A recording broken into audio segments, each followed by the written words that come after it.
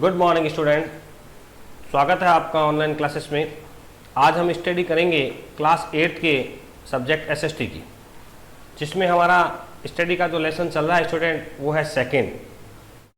First lesson में हमने natural resources के बारे में पढ़ा था। इस सेकेंड लेसन में हमारा जो टॉपिक चल रहा है स्टूडेंट्स वो है सॉइल, मिट्टी के बारे में।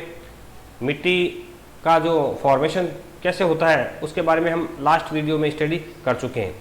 आज के इस वीडियो में हमारे स्टडी का जो टॉपिक है वो है डिग्रेडेशंस ऑफ सॉइल एंड कंजर्वेशंस। क्या है कि सॉइल यानी मिट्टी का जो कटाव होता है या जो मिट्टी का इरेजन्स हो रहा है उसके क्या फैक्टर्स हैं, और दूसरा इसके बचाव के क्या उपाय हैं, यानी कंजर्वेशन संरक्षण के क्या मेथड्स हैं, क्या तरीके हैं। ओके स्टूडेंट्स, लेट्स स्टार्ट और today study online study class 8। Subject है हमारा SST.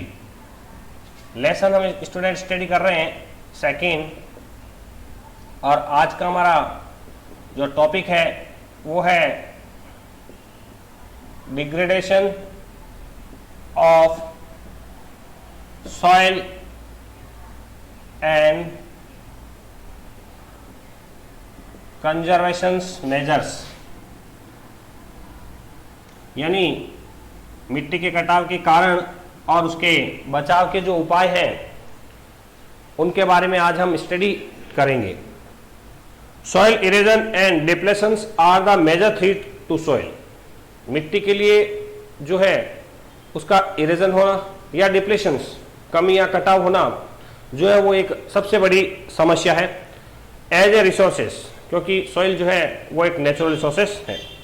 Both human and natural factors can be lead to degradation of the soil. अब सॉइल के डिग्रेडेशन के लिए या इरेजन्स के लिए ह्यूमन और नेचुरल फैक्टर्स दोनों ही उतने ही उत्तरदायी हैं, जितना ह्यूमन है उतना ही नेचुरल रिसोर्सेस हैं। Factor which lead to soil degradation are the deforestation. अब अगर देखा जाए तो सबसे पहले अगर रीजन्स पढ़ें या फैक्टर्स पढ़ सकते हैं हम कि factor of the soil डिग्रेडेशंस, factors of soil डिग्रेडेशंस, यानी मिट्टी के जो कटाव के कारण हैं वो कौन कौन से स्टूडेंट्स। सबसे पहला जो हमारी बुक में दिया गया है वो है डिफॉरेस्टेशंस। डिफॉरेस्टेशन का क्या अर्थ है स्टूडेंट्स? वनों का कटाव। कि पिछले कई सालों से जो है वो ह्यूमंस अपनी नीड को फुलफिल करने के लिए जंगल में जो पेड़ पौधे होते हैं उनका लगातार क्या करता है, कटाव करता आ रहा है, जिसकी वजह से वनों का जो क्षेत्रफल है वो धीरे धीरे क्या हो रहा है, कम हो रहा है। डिफॉरेस्टेशन मतलब वनों का जो भूभाग है, जो स्थान है वो धीरे धीरे रेगिस्तान में या सामान्य प्लेन भूमि में बदलता जा रहा है। सेकेंड जो रीजन्स है स्टूडेंट्स वो है ओवरग्रेजिंग।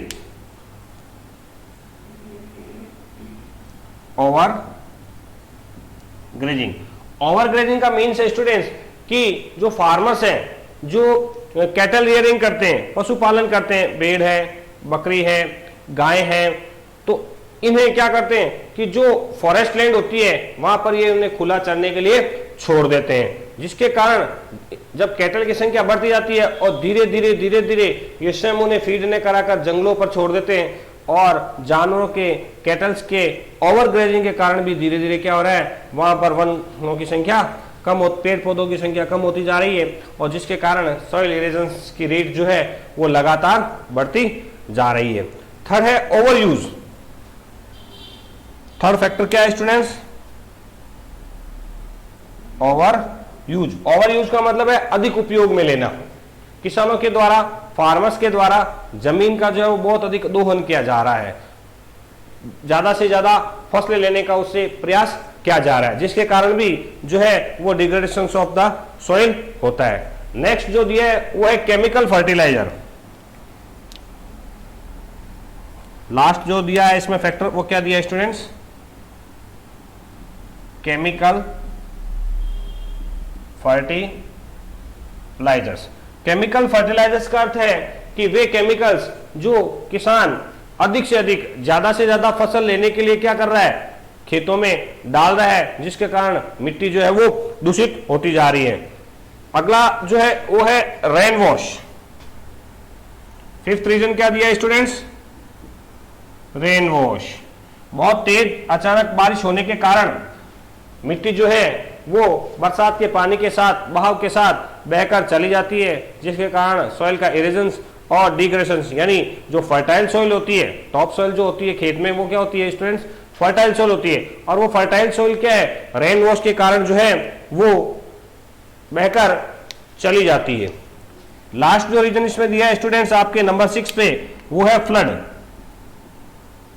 फ्लड यानी क्या होता है स्टूडेंट्स, बाढ़। बाढ़ के आने के कारण भी जो है वो खेत जलमग्न हो जाते हैं, पानी में डूब जाते हैं, और पानी जब धीरे धीरे वापस कम होता है, बहकर जाता है, तो टॉप सॉइल जो फर्टाइल सॉइल होती है वो अपने साथ बहाकर ले जाता है। Then these 6 are the factors of the soil degradations: deforestation, overgrazing, overuse, chemical fertilisers, rain wash and flood. All these are the factors of the soil erosions and degradations of the soil. Okay students, now take a activity from our book page number 13. यानी हमारी book के page number 13 पर एक activity दी गई है। If you see, take a 2 tray of the same size.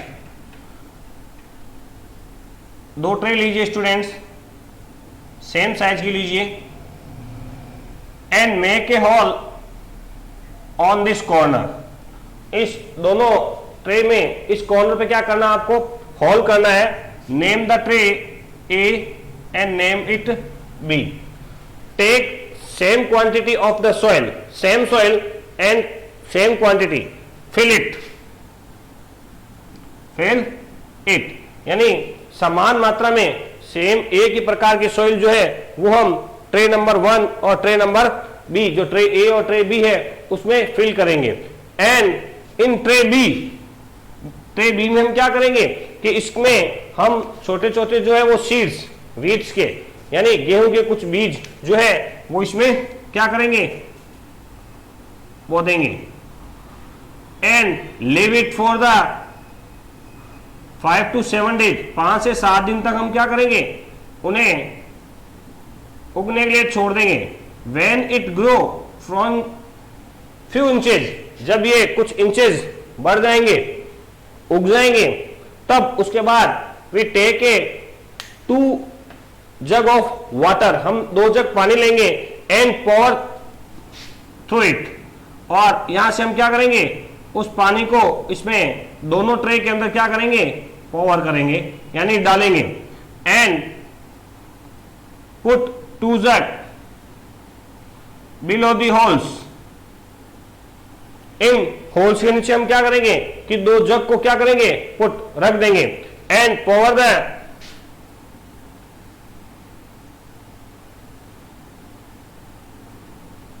Water from the जग,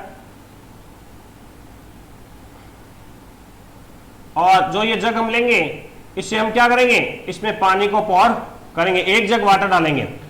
जब हम ये पानी इन दोनों ट्रे में डालेंगे तो फिर नीचे जहां यहां से ये पानी जो है वो इस छेद के माध्यम से कहां आएगा, जो हमने नीचे 2 बाउल्स लगा रखे हैं उनमें ये क्या होगा, पानी आएगा। लुक एट दिस, कि इस पानी दोनों जग में दोनों जग पानी जब इनमें पूरा डाल दिया जाता है, उसके बाद आप नोट करें कि किस जग में जो है वो मिट्टी की मात्रा ज्यादा है।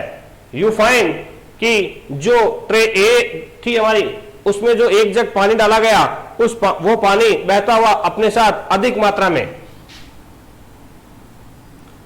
यानी ट्रे ए के नीचे जो जग लगाया गया था उसमें ज्यादा मात्रा में मिट्टी कटकर जो है वो किस में आ गई है, जग में आ गई है। किसके बनिस्पत इसके, यानी ये जो ट्रे थी जिसमें सेम प्रकार की सॉइल सेम क्वांटिटी मिली थी हमने, but we grow some wheat, हमने इसमें कुछ गेहूं उगा दिए थे।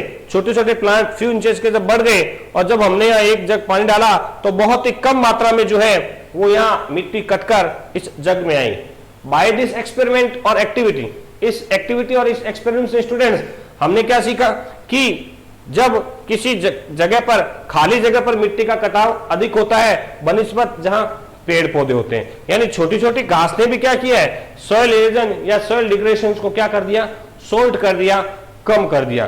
तो by this activity we understand the small plant और ग्रास या प्लांट्स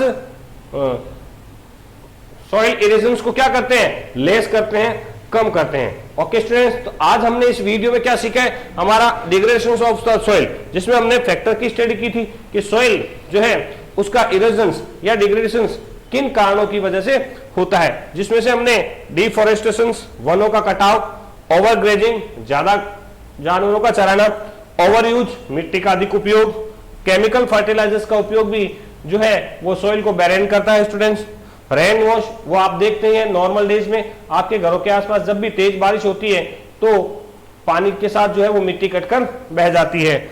लास्ट है इसका था फैक्टर था flood. And by this activity, इस एक्टिविटी से भी हमने समझा है कि प्लांट जो है वो सॉइल इरोजन यानी मिट्टी के कटाव को क्या करते हैं, कम करते हैं। तो ओके स्टूडेंट्स, आज हमने पढ़ा है degradation of the soil. Next video में हम पढ़ेंगे what the measures of the conservation of soil या conservation measures who reduce the soil erosion or soil degradations. Thank you.